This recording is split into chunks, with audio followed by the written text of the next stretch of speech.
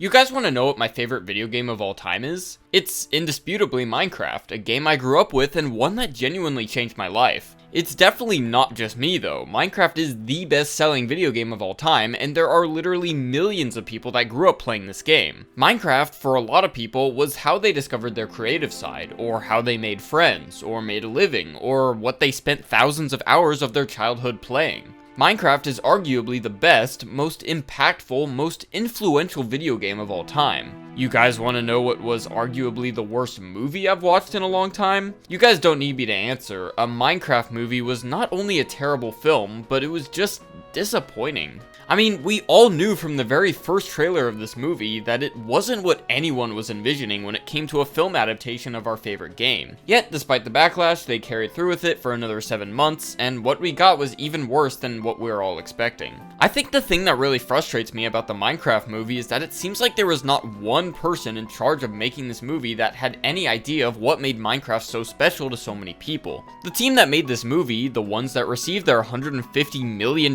budget, all they saw in Minecraft was a kid's game with ridiculous looking graphics, a game that has no chance of having a semi-serious plot because there is nothing serious about this game. What we see in Minecraft is a game that is played by all kinds of people, ranging from kids to adults. We see a beautiful game that allows us to explore and build and be creative.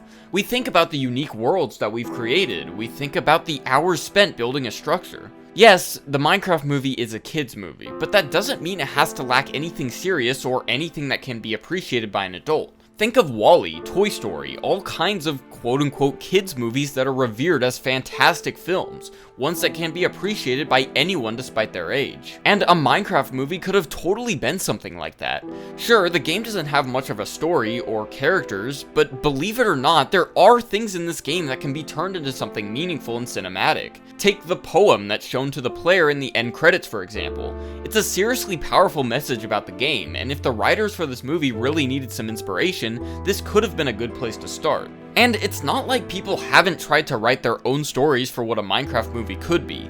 The sad fact is, I just don't think the right people were elected to make this movie. I also just think that this movie just exemplifies all the problems that video game movies in general have been having when it comes to the idea of adapting a game to the big screen. First of all, these movies try way too hard to be relatable, and worry so much that no one will understand their video game characters and worlds. The biggest problem I had with the Sonic movies was just that. They clearly were terrified that no one would like or understand their movie if they didn't throw in anything relatable, so they added in all these human characters and plot lines that just have nothing to do with Sonic. The result of this was that in some sections, it just felt as though the movie was completely missing the point, that it's a movie about this blue hedgehog. In my opinion, the best things about the Sonic movies are when Sonic is doing Sonic things, fighting and interacting with characters from his world, so it begs the question, why couldn't they have just allowed Sonic to exist in his own universe? It's fine to let people explore a new world with new rules without having to throw in something relatable. And you could say the exact same thing about the Minecraft movie. You really don't need to throw in all these human characters or have the world be connected to Earth in some way. Just let the world exist by itself.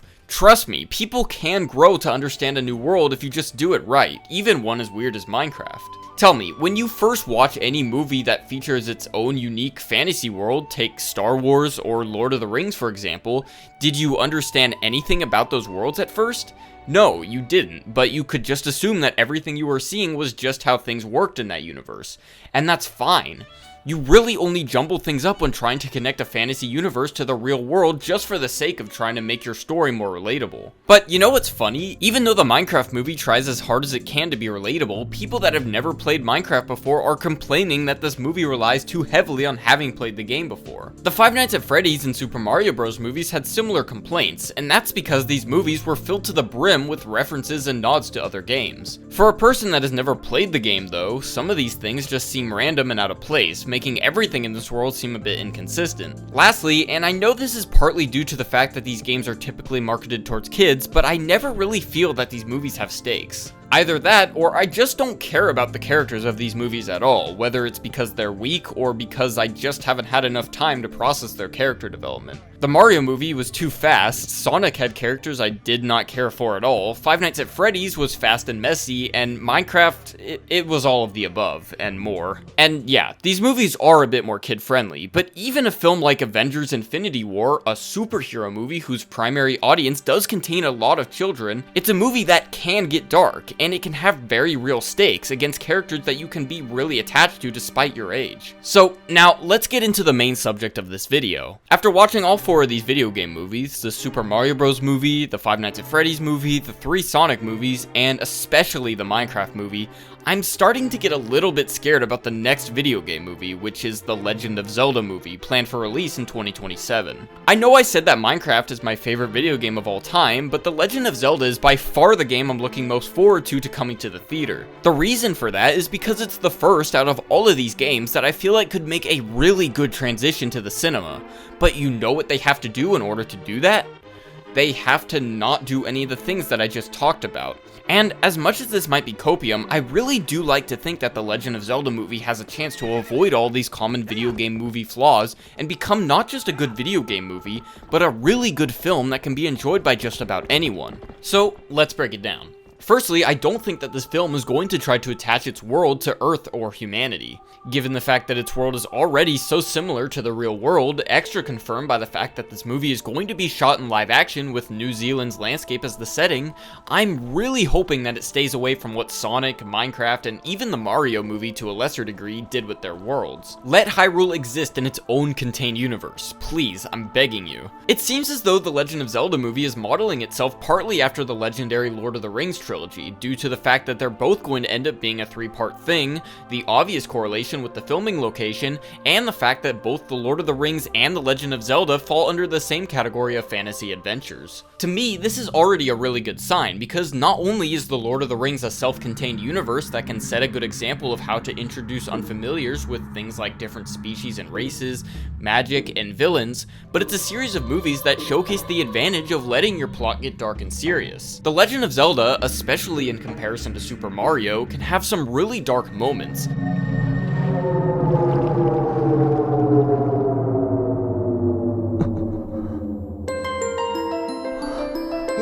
I've always thought that The Legend of Zelda is Nintendo's more mature game series to rival the entirely kid-friendly nature of Mario. And you know what? If they're trying to replicate just how epic a series of fantasy movies like The Lord of the Rings can be, then taking some of those darker themes, especially the ones found in Ocarina of Time, Majora's Mask, and Twilight Princess, is exactly what they should do.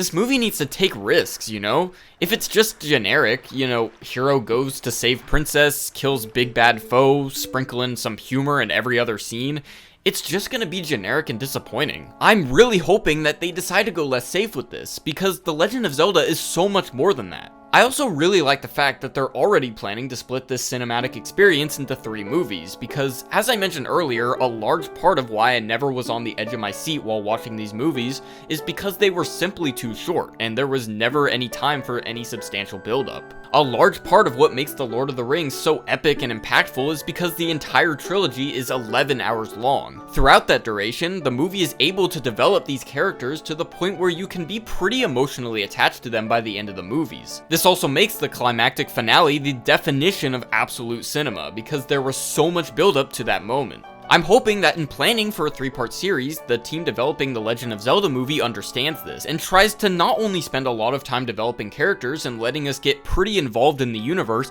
but also uses the darker, more mature themes in order to sell those characters to just about anyone. Obviously, they don't need to do 11 hours, that's a lot of movie, but it'd still be pretty interesting if they do, assuming they know what to do with all that time. I think it is genuinely tough to be able to shove an entire video game's worth of world building and character development, which can be like 30 to 60 hours long depending on the game, into an hour-and-a-half long film.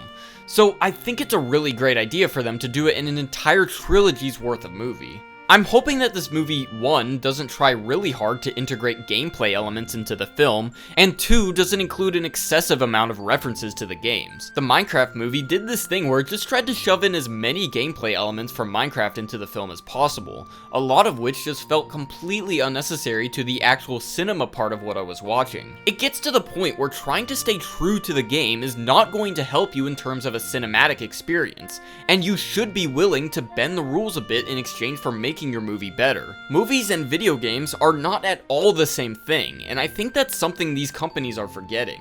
The Legend of Zelda has always been a game that's a lot less focused on gameplay, and more on stuff like story and characters. Of course, the games still have a lot of video game logic, because they're games, but the fact that there's a lot less of an emphasis on it will hopefully lends itself into how the movie will be, which will hopefully leave most of its gameplay rules behind in favor for a good cinematic experience. The one thing that's kind of scaring me in the official plot synopsis of the Zelda movie is that it says that Link will have to quote-unquote explore treacherous dungeons, solve intricate puzzles, and uncover sacred artifacts. I'm really hoping that they don't go too overboard with this stuff, because again, these things were really good in a video game world of Zelda, but I really don't think they'll do much to help in a plot of a movie. The other end of this is, of course, the references. Now, don't get me wrong, references are great, and obviously the Zelda movie should have a bunch. However, it got to the point with the Five Nights at Freddy's, Super Mario Bros., and Minecraft movies where the references were just being used as a way to distract fans away from the poor quality of the actual film. This was made really obvious when actual critics and non-fans of the game left their reviews on the movie, which were less than flattering due to the fact that they just weren't getting the overbearing amount of fan service, and the cracks in the plot were just blown wide open for them. So, let me say this. Don't make this movie just for the fans. You can, of course, make references to stuff, but do it in a way where new viewers can be let in on the joke. Give a new, full explanation for stuff we Zelda fans have been familiar with for years, in a way that's new and exciting for newcomers. Because, here's the thing. If I didn't know what Sonic was, I wouldn't like these movies at all. If I didn't grow up playing Mario, this movie would just be a weird kids movie. If I had never heard of Five Nights at Freddy's, this movie would have been a cheap, failed horror movie. But I've never read any superhero comics in my life, and I absolutely love a lot of the Marvel films.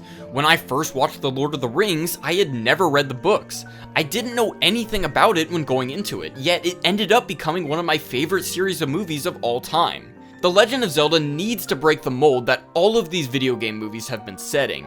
Make a movie using the Legend of Zelda's universe and characters that is a fantastic, engaging, epic film, even without the context of the games. Please, do it! The Legend of Zelda as a game series has proven to me that there's nothing that Nintendo can't do when it comes to making something. They can make something bone-chillingly dark, or something so epic it makes me tear up. This movie could be the one that saves video game movies. I know they can do it, but if the Minecraft movie has taught me anything, no matter how special a game is or how many people love it, there's always a way to mess things up.